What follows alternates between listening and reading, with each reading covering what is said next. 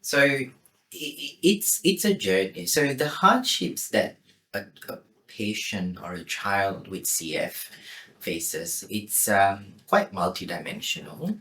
It changes depending on the age, right? So when the diagnosis of cystic fibrosis may typically it's in the first few weeks of life. Mm. A lot of time it can come as a shock to the families. Sure.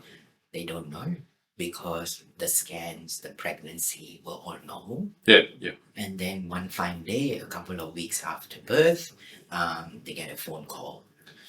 Right. Changes their life. Changes their life. A phone call that changes their life. And what is the first thing that a family does? We hear, I've never heard about cystic fibrosis before. I'm going to go and Google cystic fibrosis. Right. And then, you're a new parent, you're sleep deprived, you've just come home from a hospital and you get the news. It's a very difficult time. Okay. Right.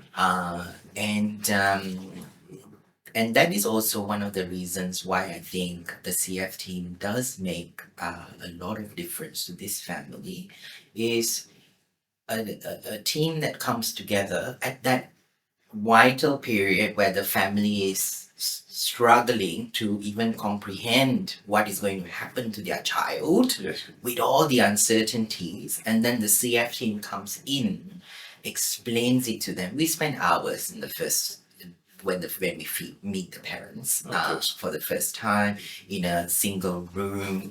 They meet all of us. We have a conversation, and the conversation often differs from family to family. Some will have very good understanding of CF. Some won't have any understanding. Some will have